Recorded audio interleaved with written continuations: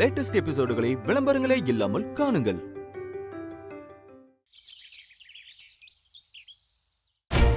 எவ்வளவுதான் நெருக்கமான ஃப்ரெண்டா இருந்தாலும் அதுக்குன்னு ஒரு லிமிட் இருக்கு, புரியுதா? இங்க பாருங்க, நான் என்ன பண்ணணும் என்ன பண்ணக்கூடாதுன்னு சொல்றதுக்கு உங்களுக்கு எந்த ரைட்ஸும் கிடையாது.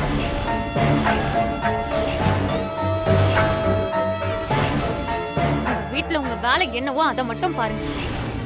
ஏய் தேனு, யார்கிட்ட பேசுறேன்னு தெரிஞ்சுதான் பேசுறியா?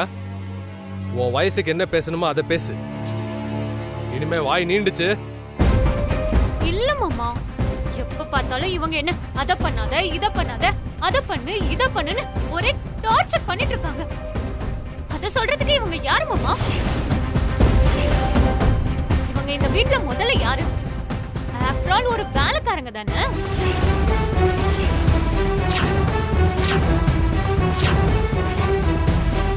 அதுக்கான இடம் என்னவோ இவங்களை அங்கேயே இருக்க சொல்லுங்க. சும்மா எல்லாரையும் அதிகாரம் பண்ணிக்கிட்டு.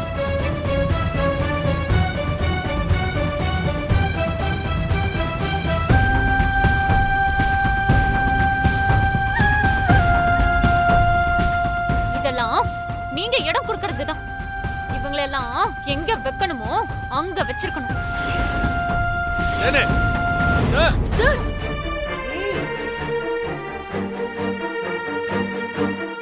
என்ன சார் நீங்க? அவதான் பாவம் சின்ன பொண்ணு ஏதோ தெரியாம பேசிட்டான்னா. ஆமா, நான் சின்ன பொண்ணுதான். ஆனா எதையுமே தெரியாம பேசல. ஏய் தேனு,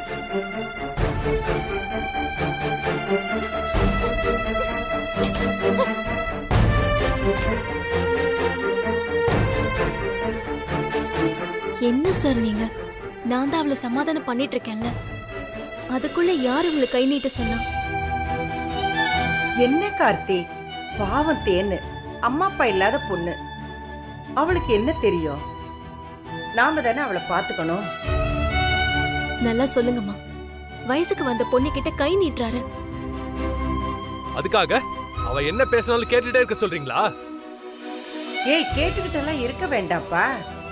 அதுக்காக அவளை கை நீட்டி அடிக்கலாமா? பொறுமையா அவளுக்கு புரியுற மாதிரி நாம தானப்பா எடுத்து சொல்லணும். சும்மா இருங்கம்மா. சரி விடுங்கம்மா, நான் தேனை பாத்துக்கிறேன். நீங்க உட்கார்ந்து சாப்பிடுங்க சார். விடுங்க மித்ரா. சார், நான் போய் கூட்டிட்டு வரேன், நீங்க உட்காருங்க.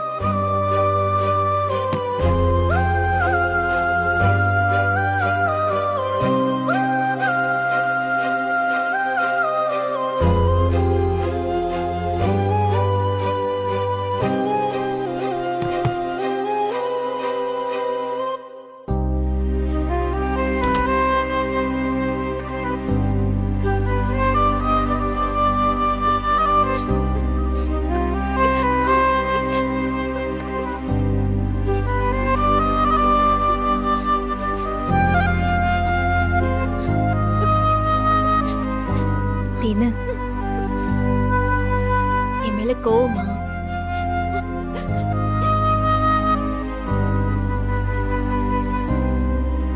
நான் இந்த வீட்டு வேலைக்காரிதான். நான் தான் தப்பு பண்ணிட்டேன் தேனு. உன்னை என் தங்கச்சி ஸ்தானத்துல வச்சு பார்த்தேன். என் தங்கச்சி தப்பா போயிடக்கூடாதுன்னு நான் தான் கொஞ்சம் கடுமையா நடந்துக்கிட்டேன். இனிமே நான் உன்னை எதுவுமே சொல்ல மாட்டேன். உன்கிட்ட வேலைக்காரி மாதிரியே நடந்துக்கிறேன். என்ன மன்னிச்சிருத்தேன்னு. இனிமே நான் உன்னை எதுவுமே சொல்ல மாட்டேன். நீ இல்ல இல்ல, நீங்க சொல்ற வேலையை மட்டும் நான் செய்யறேன்.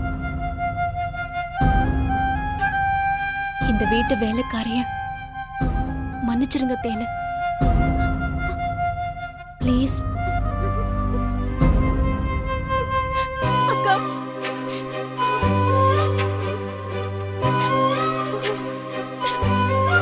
என்ன மன்னிச்சிருங்க அக்கா. சாரி அக்கா.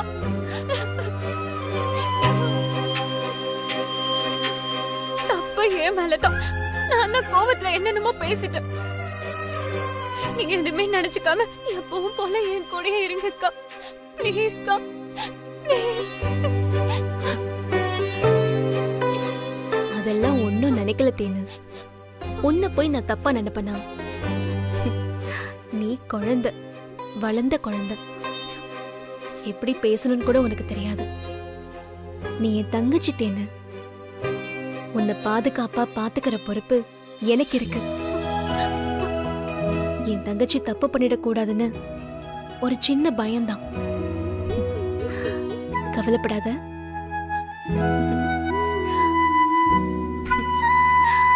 சரி வா, நீ ஒழுங்கா சாப்பிடாம அழுதுட்டு இருந்தா பாட்டியும் மாமாவும் அங்க ஃபீல் பண்ணிட்டு இருப்பாங்கல்ல. போலாம் வா, போலாம்.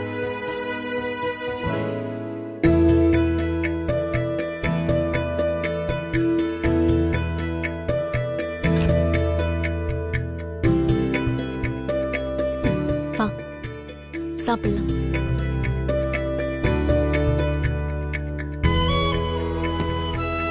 உட்காரு.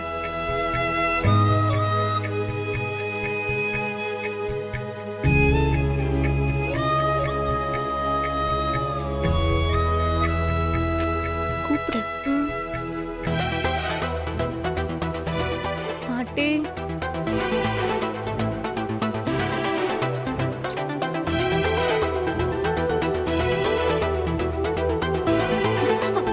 பாட்டி சாரி பாட்டி, நான் அப்படி பேசிருக்க கூடாது. என்கிட்ட சாரி கேட்டு என்ன இருக்கு? நீ அந்த சாரியை மித்ரா கிட்ட கேளு. அதெல்லாம் தேனை ஏற்கனவே அங்க ரூம்ல என்கிட்ட கேட்டுட்டான். விடுங்கம்மா, சின்ன பொண்ணு தானே, ஏதோ தெரியாம பேசிட்டான். மித்ரா அப்படிதான் சொல்லுவா. அதுக்குன்னு இவ எப்படிமா அப்படி பேசலாம்? ஒரு பெரியவங்க மரியாதை இல்ல?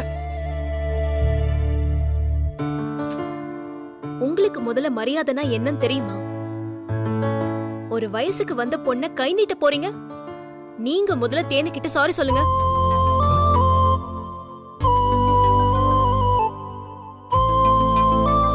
கார்த்திக், மித்ரா விட மாட்டா.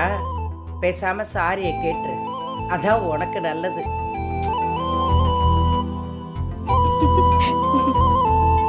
சாரி தானே.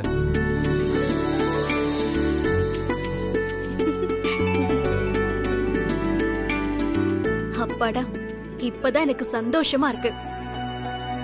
நான் இங்க இருக்கிற வரைக்கும் எல்லாரும் இப்படியே எப்பவும் சந்தோஷமா இருக்கணும். இருந்தாலும் தென்னு, இனிமே எப்பயும் பெரியவங்களை இந்த மாதிரிலாம் பேசக்கூடாது, சரியா? ஆல்வேஸ் மாமா, இனிமே நான் அப்படி பண்ண மாட்டேன். Very good. போதும் போதும் உங்க டிராமா. தேனு, நீ என்ன சாப்பிடல? சாப்பிடு. சாப்பிடு. சாப்பிடுவீங்க. சாப்பிடு தேனு. சாப்பிடு.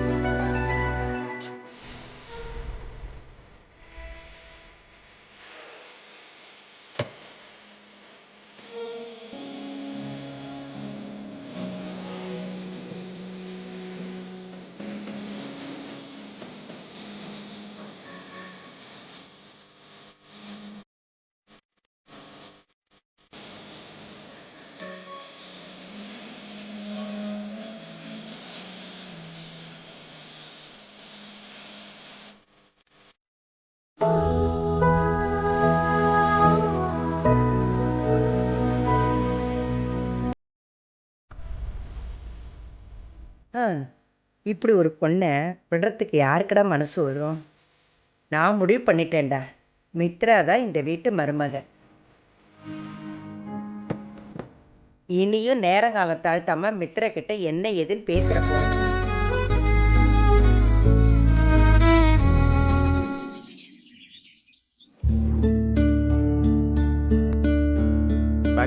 பேக் பண்றேன். கன்னித்தீவு கதை மாதிரி பேக்கிங் போயிட்டே இருக்கு. பாடா. ஏங்கா, நான் வரும்போது இவ்வளோ லக்கேஜ் கொண்டு வரலையே, இப்போ எப்படி இவ்வளோ லக்கேஜ் சேர்ந்தது? இதெல்லாம் சென்னையில இருந்து எடுத்துட்டு வந்ததில்ல, இங்க இருந்த திங்ஸ். ஏங்கா நீ வேற அதையும் எடுத்துட்டு வர, இங்கே விட்டுட்டு வர வேண்டியதானே? இங்க இருந்தா யூஸ் பண்ணாம எல்லாம் வீணா போயிடும். அதுக்காக தான் சென்னைக்கு எடுத்துட்டு போகலாமேன்னு. ஏங்கா பயங்கர டயர்டா இருக்கு, ஒரு காஃபி போட்டு தரியா? சாரிடா தம்பி, அதான் நம்ம கிளம்ப போறோமேன்னு இருந்த பாலை தெருநாய்க்கு வச்சுட்டேன். வேணும்னா பிளாக் டீ போடட்டுமா? அதெல்லாம் ஒன்றும் வேணாம். போகிற வழியில் ஒரு நல்ல ஹோட்டலை பார்த்து ஒரு நல்ல காஃபியை குடிச்சுக்கிறேன். சரி, எங்க போனா அவன்? எல்லாத்தையும் பேக் பண்ணி ரெடியா இருக்கும், இன்னும் காணோம்.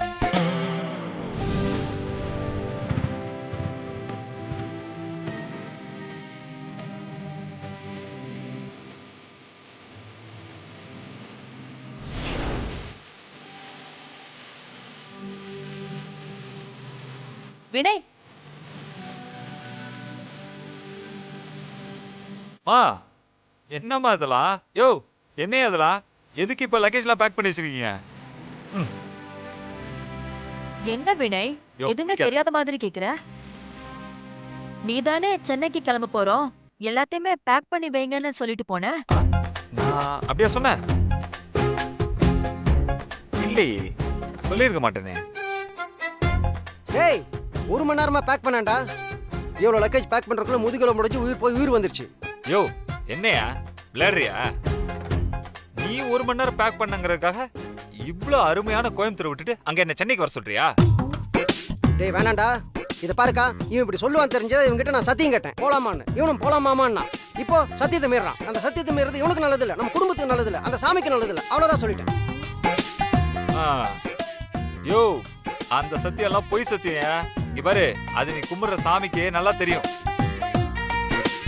சும்மா அது இதுன்னு சொல்லிலாம் என்ன பயமுறுத்தாத இந்த பேக் பண்ணதெல்லாம் ஓபன் பண்ணி இருந்த இடத்துல திரும்பி வை மா நான் சென்னைக்கு போகணும்னு சொன்னதெல்லாம் உண்மைதான் ஆனா இப்போ அதெல்லாம் தேவையில்ல மா உங்களுக்கு ஒன்று தெரியுமா இந்த ஊரையும் இந்த மக்களையும் எனக்கு ரொம்ப பிடிச்சிருக்கு இங்க பாருமா இன்னொரு 6 மாசத்துக்கு நாம எல்லாருமே இந்த ஊர்ல தான் இருக்க போறோம் ஆல் ப்ரோக்ராம் கேன்சல் ஓகே போட்டனா என்னடா இவன் இப்படி சொல்லிட்டு போறான் இந்த 1 மணி நேரத்துக்குள்ள அப்படி என்னடா நடந்துச்சு என்ன நடந்துச்சுன்னு எனக்கு தெரியல ஆனால் இப்போ வினைகிட்ட ஒரு மாற்றம் நடந்திருக்குன்னு மட்டும் நல்லா தெரியுது. எனக்கு அப்படி பார்க்குற வெளியே போகும்போது உமனா மூஞ்சியே போனான்ல இப்போ திரும்ப வரும்போது பழைய வினையாட்டம் குறும்பும் சிரிப்போடு வந்திருக்கான்ல ஆ சந்தோஷமா இருக்கான்ல. ஆமாண்டா ஆ இதெல்லாம் நடக்கணுங்கிறதுக்காக தான் கோயம்புத்தூர் வந்தோம் நடந்துச்சு பாத்தியா இப்போ சந்தோஷம் தானே. சந்தோஷம்தான் எல்லாத்துக்கும் காரணம் அந்த அம்மன் தான் ஊருக்குள்ள நுழையும் போதே சாமி கிட்ட நான் வேண்டிக்கிட்டேன் ஒரு வாரத்துக்குள்ள என்னோட வேண்டுதல அந்த அம்மன் நிறைவேற்றி கொடுத்துருச்சு. உடனே அந்த அம்மனுக்கு போய் நேர்த்தி கடன் பண்ணணும்னு சொல்லுவியே. ஆமாண்டா வேண்டுதலை கூட தள்ளி போடலாம் ஆனா நேர்த்தி கடனை தள்ளி போடக்கூடாது உடனே செஞ்சிடணும். ஆ நீ என்ன பண்றன்னா பேக் பண்ணதையெல்லாம் பிரிச்சு வச்சிரு நான் கோயிலுக்கு போயிட்டு வந்துடுறேன் என்ன பிரிச்சு வச்சிரு. காப்பி போட்டுத்தான்னு சொன்னா பாலை நாய்க்கு வச்சுட்டா காப்பி இல்லைன்னு சொல்லிட்டு இப்போ பேக் பண்ணதில் பிரிக்கணுமாம்மா. அப்பாவுக்கும் அம்மாவுக்கும் மகனுக்கும் நம்மளை வேலை வாங்குறது வேலையாக போச்சு. இதை எப்போ நான் பிரிக்கிறது? ஆமாம் திடீர்னு மாப்பிள்ளையோட மனமாற்றத்துக்கு என்ன காரணம் போய் தெரிஞ்சுக்கோ.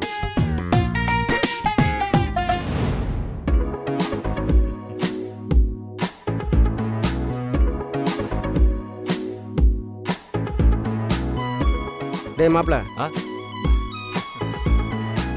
ஏண்டா போகும்போது ஒரு மூடில் போனேன் திரும்ப வரும்போது பயங்கர ஹாப்பி மூடில் வந்திருக்க.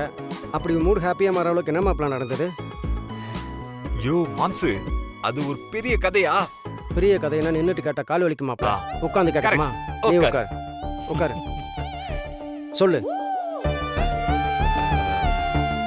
மாம்சே நான் அப்படியே பைக் எடுத்துட்டு போனேனா அதான் பார்த்தனே மேலே சொல்லு. யோ இப்ப நீ என்ன சொல்ல விட போறியா இல்லையா? சரி சொல்லு.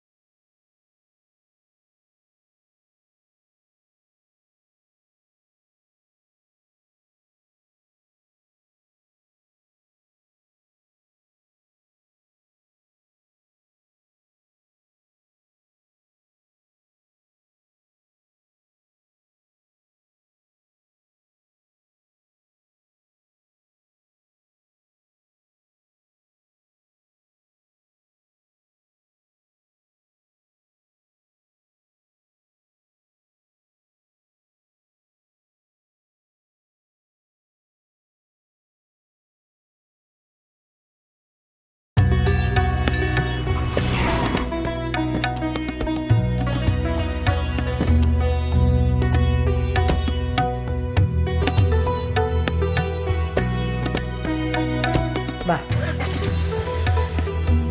என்னம்மா திடீர்னு கோவிலுக்கு கூட்டிட்டு வந்திருக்கீங்க? இன்னைக்கு எதுவும் நல்ல நாள் கூட இல்லையே. நாம என்னைக்கு சாமியை பார்க்க நினைக்கிறோமோ அந்த நாள் எல்லாமே நல்ல நாள் தான். உன்கிட்ட ஒரு முக்கியமான விஷயம் பேசணும்னு நான் கொஞ்ச நாளாவே நினைச்சுக்கிட்டு இருக்கேம்மா. அதான் அம்மன் சன்னதியிலே வச்சு பேசிடலான்னு உன்னை கூட்டிட்டு வந்தேன். கோயில்ல வச்சு பேசுற அளவுக்கு அப்படி என்னம்மா முக்கியமான விஷயம்? அட சொல்றேம்மா, அதுக்கு தானே நாம வந்திருக்கோம். முதல்ல அம்மனை பார்த்துட்டு அதுக்கப்புறம் நான் உங்ககிட்ட சொல்றேன். அம்மா பூஜை கூட வாங்கலையே.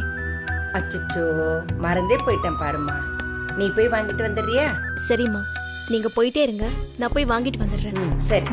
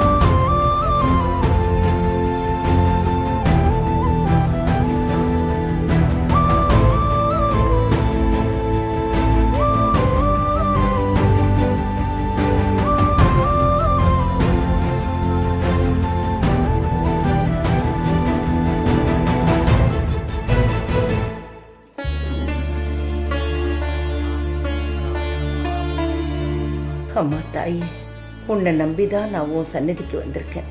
என்னை கைவிட்டுறாத தாயே. என்னதான் மித்ரா என் வீட்டுக்கு வேலை செய்ய வந்த பொண்ணா இருந்தாலும் இன்னைக்கு அவ எங்க மனசுல உயர்ந்த இடத்துல இருக்கா. அதனாலதான் என் பையனை அவளை கட்டிக்கிறியான்னு என்னால தைரியமா கேட்க முடியல. அதான் உன் இடத்துக்கு அவளை கூட்டிட்டு வந்திருக்கேன். நீ கூட இருக்கிற தைரியத்துல தான் மித்ரா கிட்ட என் மகனை கல்யாணம் பண்ணிக்க சொல்லி கேட்க போறேன். அவ மாட்டேன்னு எதுவும் சொல்லிடாம முழு மனசோட சந்தோஷமா எனக்கு மனப்பூர்வமா சம்மதம்னு சொல்லணும். அதுக்கு நீதான் தாயே வழி செய்யணும். அம்மா தாயே.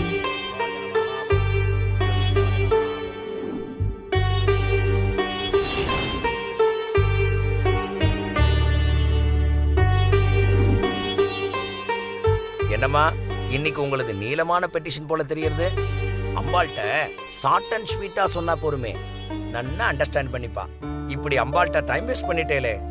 சாமி, நீங்க ரொம்ப குசும்பு பிடிச்சவர் தான். சாமி கிட்ட நாம என்ன வார்த்தையால சொல்லணுமா என்ன? நாம மனசுல என்ன நினைக்கிறோங்கிறது சாமிக்கு நல்லா தெரியுமே. பேஷ் பேஷ், அருமையா சொன்னீங்க போங்கோ. நான் சும்மா தமாஷ்க்கு சொன்னேன், கோச்சுக்காதீங்க. நீங்க மனசுல நினைச்சது நல்ல காரியமா தான் இருக்கும், கவலைப்படாதீங்கோ. அம்பாள் சுமூகமா முடிச்சு தருவா. அதனால தானே சாமியோட சந்நிதிக்கே வந்திருக்கேன். ஒரு நல்ல காரியத்தை ஆரம்பிக்க பிள்ளையார் சுழி போடலாமா வேண்டாமான்னு மனசுக்குள்ள எனக்கு ஒரே குழப்பம். அதான் எது வந்தாலும் பாத்துக்கலான்னு சாமி முன்னாடியே வச்சு கேட்டலான்னு தைரியத்தோட வந்திருக்கேன்.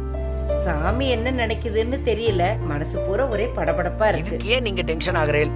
நான் மனசுல நினைச்சிருந்த காரியம் நடக்குமா நடக்காதான்னு பூ போட்டு பார்த்துட்டா அம்பாள் கிரீன் சிக்னல் காட்டுறாளா ரெட் சிக்னல் காட்டுறாளான்னு கிளீனா தெரிஞ்சிட போறது. அட ஆமால, இந்த விஷயத்தை நான் மறந்தே போயிட்டேனே. நல்ல வேளை சாமி ஞாபகப்படுத்தினீங்க, ரொம்ப நன்றி. அப்படியே உங்க கையாலேயே அம்மன் காலடியில பூ வச்சு எடுத்துட்டு வாங்க, பாத்துறேன். ஒரு 2 மினிட்ஸ் இருங்கோ. கிளி சீட் எடுத்து போடுற மாதிரி அம்பாள் நீட்டா எடுத்து போடுவா பாருங்கோ. இதோ வந்துடுறேன், வாங்க.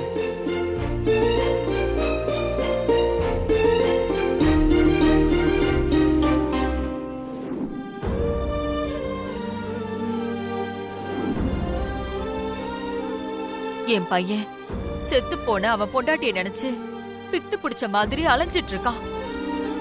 இடம் மாறினா மனசு மாறுன்னு சொல்லுவாங்க. நாங்க ஊர் மாறி வந்தோம். வந்த இடத்துல வாசல்லே நீ இருந்த. உன் காலடியில விழுந்து என் பையன் மனச நீதான் மாத்தணும்னு 108 விளக்கு போட்டு நான் வேண்டிக்கிட்டேன். அது இப்ப பழிச்சிருச்சு.